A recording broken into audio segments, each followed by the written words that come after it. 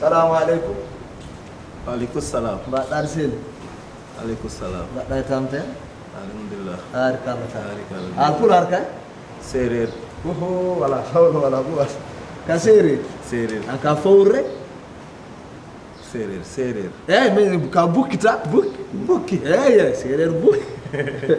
Kay mi jabi. Jabi. An woni gardien ɗo. Man maay garde fii ci kër gi. Gardata ɗo. Mbaɗa haɗa suusi kam mbaɗa ka guerrier.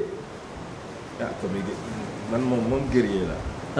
Ndax fii xale yi fii juddu ba ñi nekk mag. ci sama loxo bii lañ juddoo ndax fii ba seen taaw bi juddu ba léegi maay garde fii ci biir kër gi. faami de ɓooyi ɗo mbiɗa ka ɓooyi ɗo mais an min ɓurma won guerrierde min mba ɗum yar luy loolu yar sow joom gallo e nenam jiidi yumma e baaba yoroo sa mag la ala kaawam nijaay kaawa min sa nijaay la kaawa min woni Amadou man xaw man barki démb ba nga ñëwee rek laa gis oto bi gaare ñu wàcce bagage yi fii nga dugg oto oɗon ñammo min wonno min arno ɗo hen mbiɗo wonde Aissata min noon min ɓurma suusreede de dëgg la min ɓurma won guerrier min mbeɗa wawi remde ɗo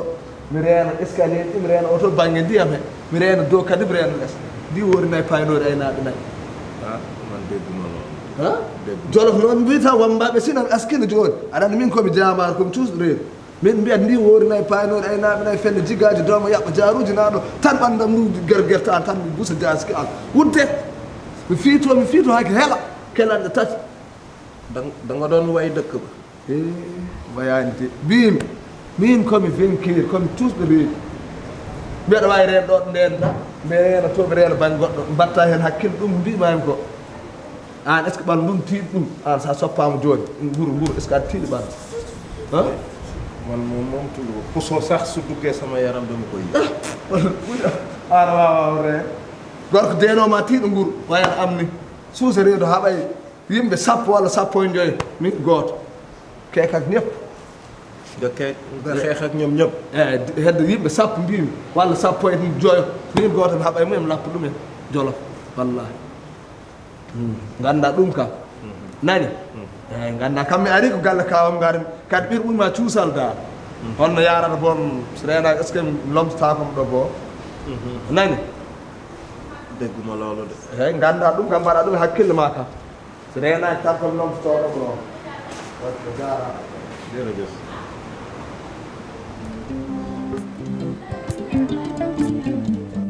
an e ko woni caɗele ma an mbar ɗum ko jamma lay mi woyi jeewam on wurel mi woyi ɗum te mi deƴƴata ɗum hami tawoyi ɗum eyyero an ko jamma an ko woni min mi sohlani ya haalanam sabu somi raarima tan mi yi'atne ka mettani a jañani ko ɓuranma wona mboni taaro ina haala wi ko ɗo o haɓɓuma o baɗɗomo e butel dawɗo omditani a artata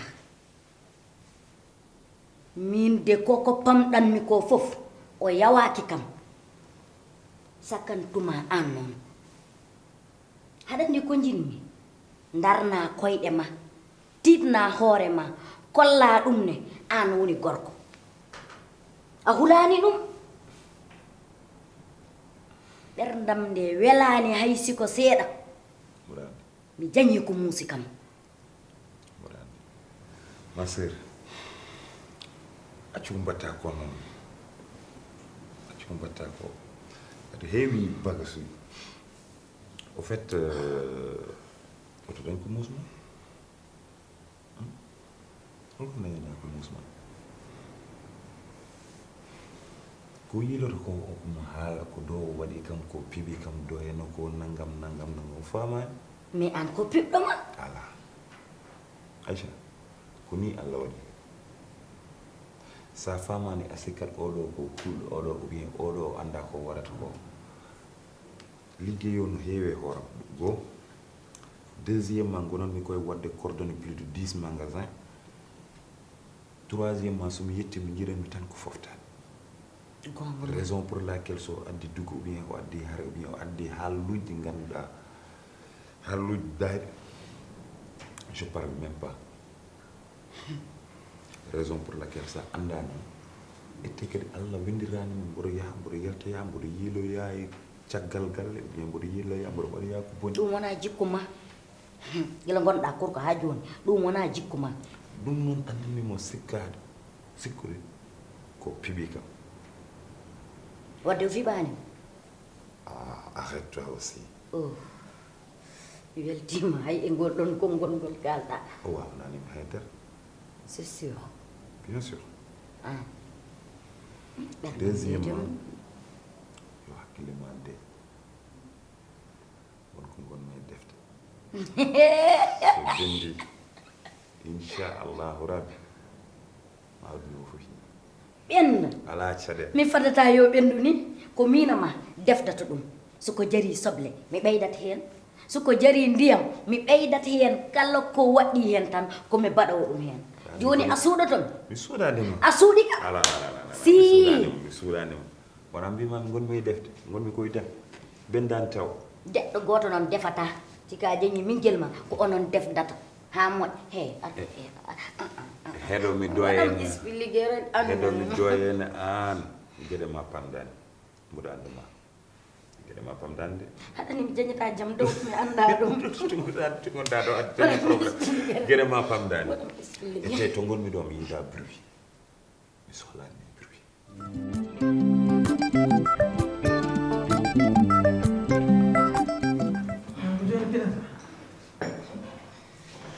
ma min ha 2 heures du matin mi ɗanaki ni ko ma ɗanaki ha 2 heures du matin man mi koye ordinateur joni kala connexion han ma ɗanan ɗum kay wadde wuro hoorema waɗa haala mairam ni nodda kam 1 heure du matin mbiyomi min wallam komi gonɗo ɗum ndiyam ma an kam mbi to bamma woni ma anda sax ko woni ma anda sax ma baba mboɗo wirtimo suudu koko Aïssa mi anda guel kam welanimi hay seeɗa omo waye 50 centimétre noon waɗi wirtiɓe eɓen uddi nder mi anda koɓe ñohota eɓen gonmuna less tan min kam on welanimi tan gogo hay seeɗa gogo Aïssa wona ko ɗum taki Allah waɗimo waɗimo no waɗimo ayimo ayimo hay gaz hen tuko sen ɗurmata ɗum jiita ɗum ɗo ko peeje ɓole tara min ɓuri kam musde ma somi yalti e mbedde he ɓe mbiye kam o ko gorgol ma o woni gorgol kaaliɗo mi wiya o wona gorgolam o ko miñam guel ko miñam voilà kadi hay so famdiri ko gorgol ma kono min wona ayno kuldumi Allah oɗo jimɗo yam ko noon kuldumomi sabu ko seytane mawɗo ay seytane mawɗo biyeteɗo ijeyi ɗo kanko woni ɗo ɗum kam ko jinmami haalande guila joni o kam min waratamo e galle ala ma accu rek kala nde nanda kam o maayi ala an accanam haala mayde subo o welani min jiɗɗa ko ɓurɗe ñamma o seytanagal makko ngol koko yilli aduna o fof ala fof to heddi yo noon goppon hen ko mbawmi hen so neɗɗo runki yummo gonita tano holko mbawmi e bamma min sino o sagam hay minute aji ɗiɗo watta e galle ta arani ko ne o woniri ni ko babam woppidimo hen babam kala garɗo e galle tan o yajnamo o rokkamo jam kono ko woni yeeso daɗani guite ndar hakkude o mi suusa ɗum laga ɗum ndiyam ɗam min mi yara ka fam hay min mi naji hay min komi nani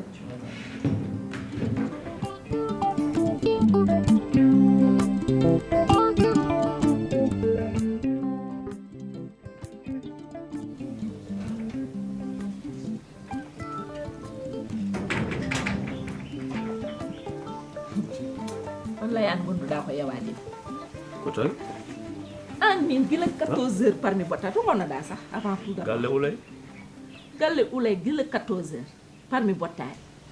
mbeɗa fatma ha 16 heures aɗan min somi yiyanima wawi wottade min goto min gottimo galle ulay mi gottimo toon daro wadde meddema bottade ala min kay mi wottimo no ulay waɗi mawɗum no sukaɓeɓe ɓe jaam ko kamɓe noon tampinimi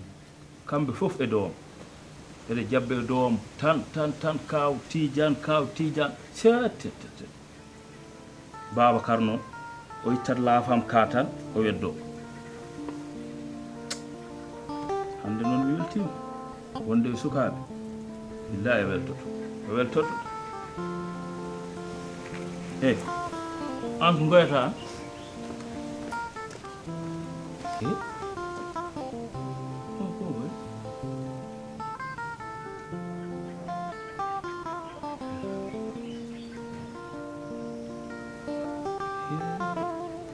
min mi haalan ko fotani haalde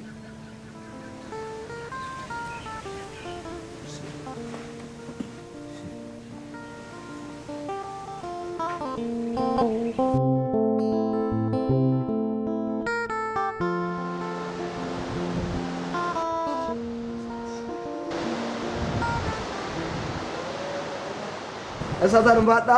Amadou aɗa selli ça va sel mbaɗɗa tan jam tan ari kalla mawɗum alhamdulillah waɗɗa koye janggude eyyi gonmi koye lide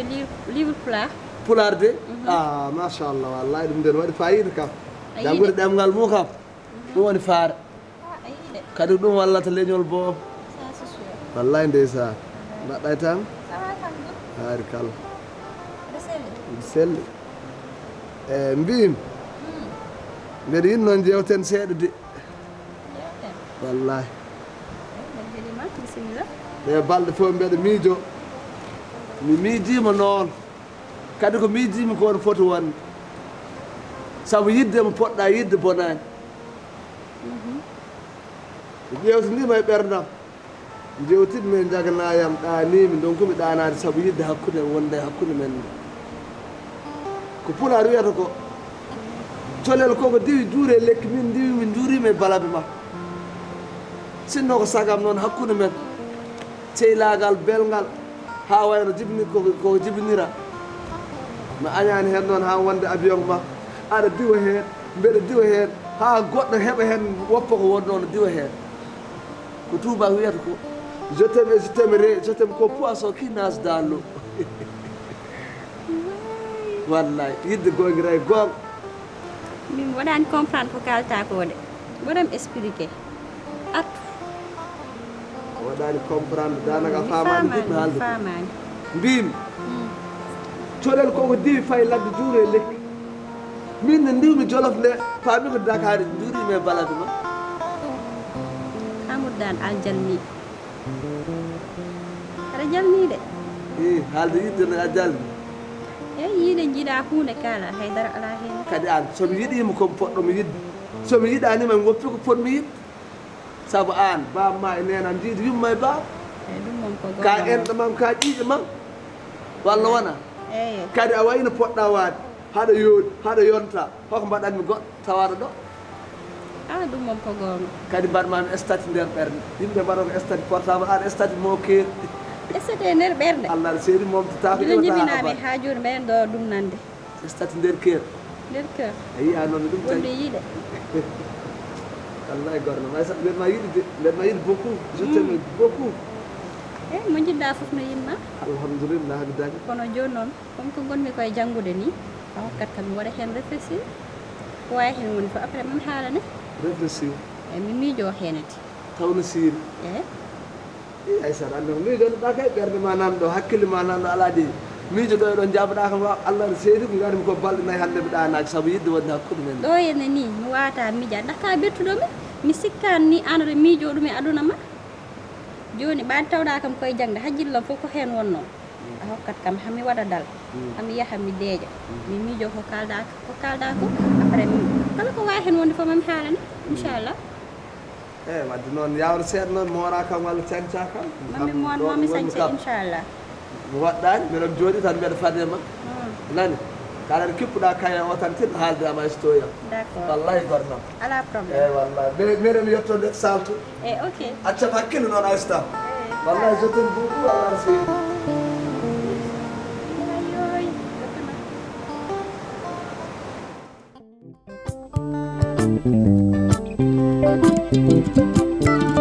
Thank you.